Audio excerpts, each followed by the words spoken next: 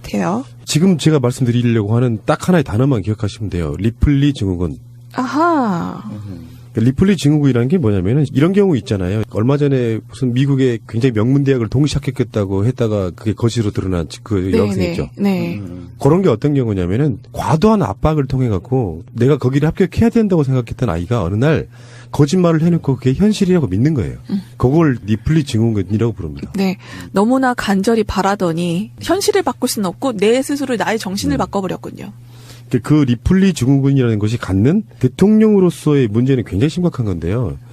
예를 들어서 리플리 증후군에서 필연적으로 나와야 되는 단어, 심리학 단어 중에 대표적인 게 뭐냐면은 인지부조화라는 게 있어요.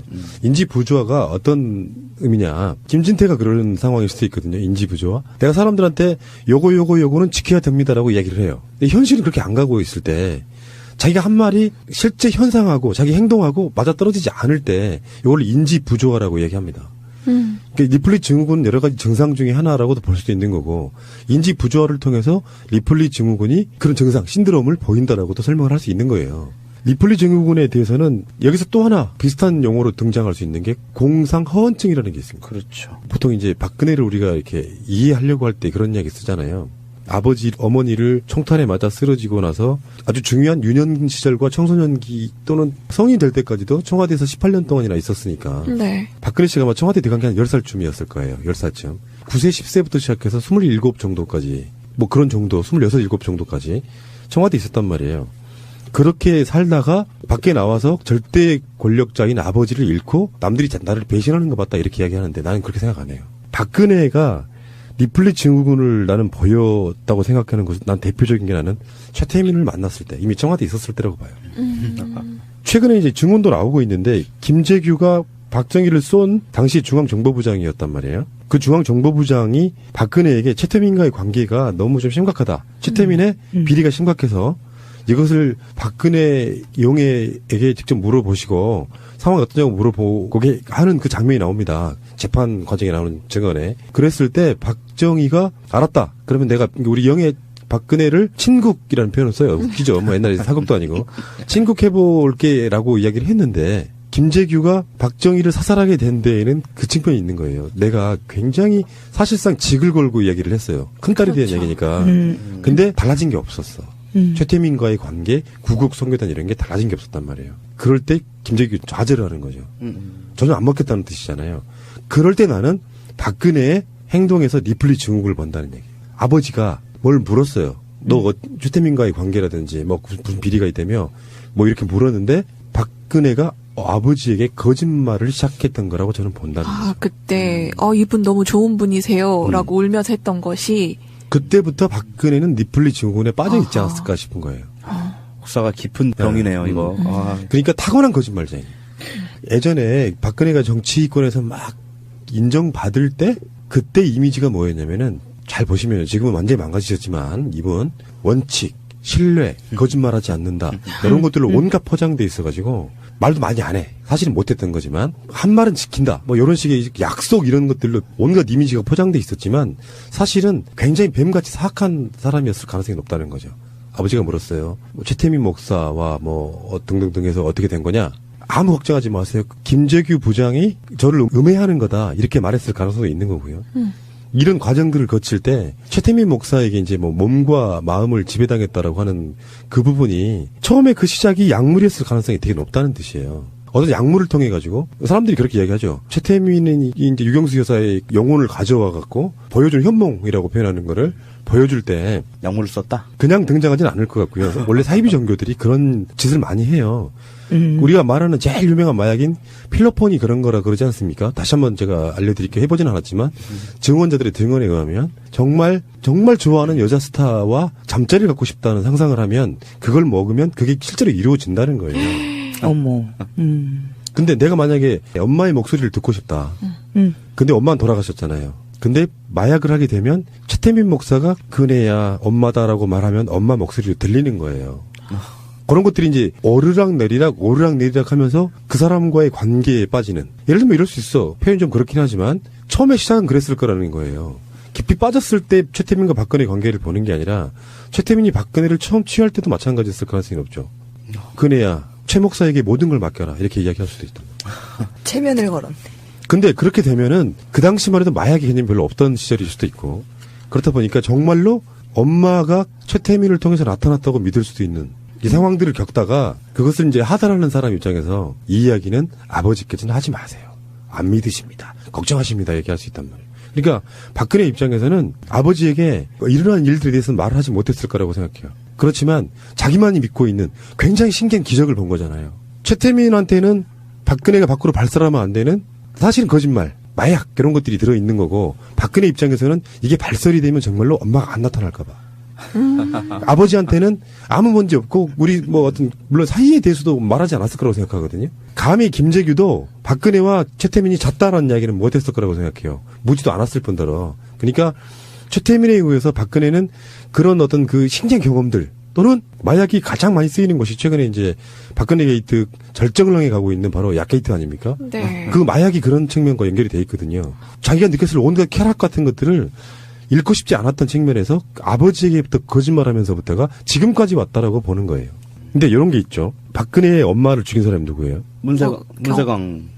요로 알려져 있잖아요. 로 알려져 있죠. 예. 네. 문세광을 뒤에서 사주한 사람이 누굽니까? 북한 김정일 김일성이잖아요. 그렇죠. 예. 하하.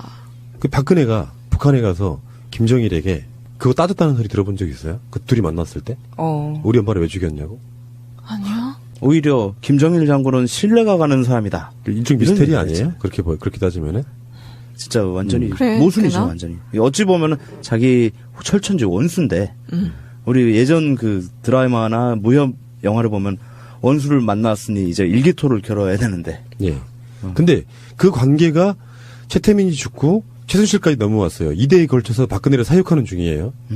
사육 맞아요. 제가 이렇게까지 표현했습니다. 마약과 섹스를 던져주고 잘 놀아. 결제만 해주면 돼. 나머진 내가 알아서 할게. 요 관점이라고 보면 박근혜는 수십 년 동안 어떤 상태에 놓여 있냐면은 밖에다가는 괜찮아요 라고 이야기를 해요.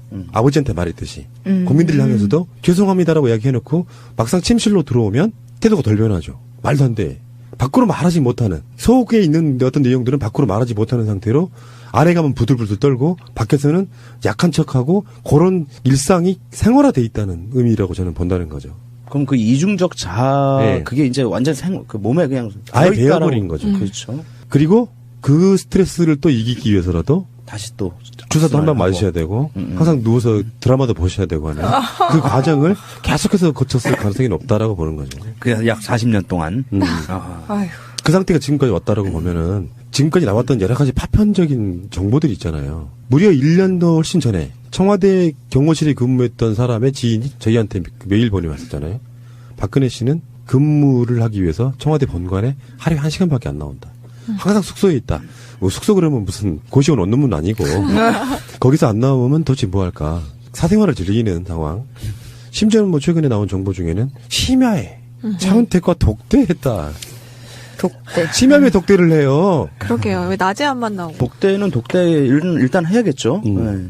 옆에 누군가 있으면은 더 막장 드라마가 펼쳐지는 거니까. 사실은 그게 사이코패스에 좀 가깝거든요. 니플리 증후군이 일반 초등학생들한테는 나타나요. 과도한 무슨 그렇죠. 그 스트레스나 이런 것들이 있으면 사실은 그렇지도 않은데 그렇다고 계속 거짓말하면서 거짓말이 아주 장기화되는 순간에 예를 들면 이런 거야. 곽승훈 어린이가 있다고 쳐요. 어린이. 예. 근데 나한테 욕을 먹는 게 싫으니까 학교를 안 갔으면서 계속 갔다고 이야기를 나한테 하고 나서 나중에는 그게 진짜로 자기를 학교 갔다고 생각하는 그런 형태로 지금까지 왔을 가능성이 되게 높은데 이게 국가 원수라면 달라지죠, 상황이.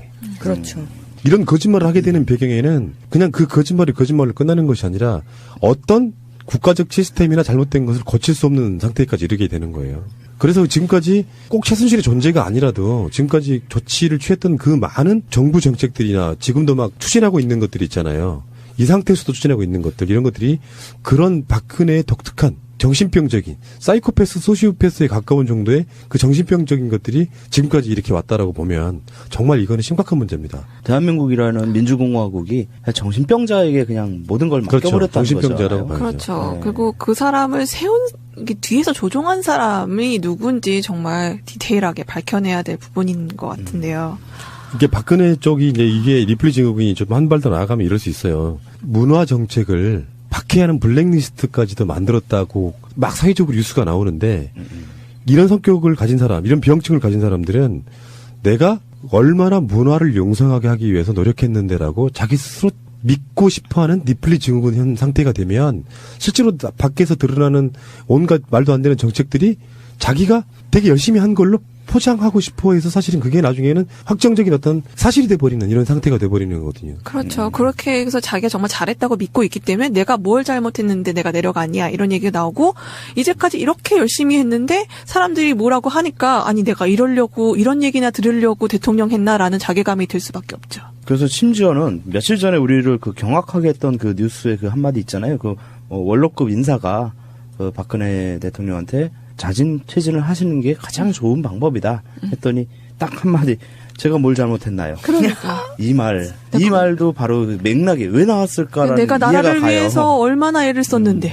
이게 보통 사람은 이해를 못하죠. 네. 부단하게 거짓말을 하면서도 그게 거짓말이라고 생각하지 않고 그게 내가 진짜로 행한 거라고 착각하는 여러 가지 그 안에 들어있는 게 지금 현실로 보이는 거예요. 박근혜가 밖으로 주로 나올 수 없었던 이유이기도 합니다. 기자들과의 기자회견장에서 일문일답을 안 한다라든지 어떤 실수를 할지 모르는 상태에 놓여 있는 거잖아요. 그러니까 예를 들면 오죽했으면은 대선 TV 토론에 나갔을 때도 탭을 갖고 다녔어요. 아이패드. 문재인, 이정희 둘이 주고받는 그 사이에도 뭔가 끊임없이 지시를 받았다라는 의심이 그래서 드는 거예요. 사실 그거 보고 읽는 것도 잘 못하잖아요. 네. 많이 노출될수록 그런 병증적인 것들 실제로 리플리 증후군이라는 개념에서 보고 나중에 1년, 2년 전에 뉴스로 한번 들어가 보면은 박근혜가 어디에 방문해서 한 말이라든지 했던 그들 나름대로의 어떤 이상했던 어떤 행보들이 다 그런 거랑 연관이 있을 가능성이 되게 높다라고 보면 되는 거죠. 지금 대화하고 있는 게 뉴스라는 사실이 정말 안타깝고 참담합니다. 네. 인지 부조화, 공상, 허언증, 리플리 증후군 이런 사람이 지금 저 위에 있다는 말씀을 한번 드려보고 싶네요. 억울하다는 말 있어요. 박근혜가 딱 그 상황인데 이놈이 학교를 안 갔어요. 일주일 동안이나. 곽승훈 어린이가. 왜 나만 갖고 그래? 근데 자기는 갔다고 믿는 거예요. 박근혜가 그 상태인 거예요. 억울하다는 말 요즘에 많이 하잖아요. 내가 뭐가 잘못했어. 내가 억울하다. 근데 왜요? 이렇게 말하는 게 바로 리플리 증후군의 전형적인 증상이라고 보시면 되겠습니다.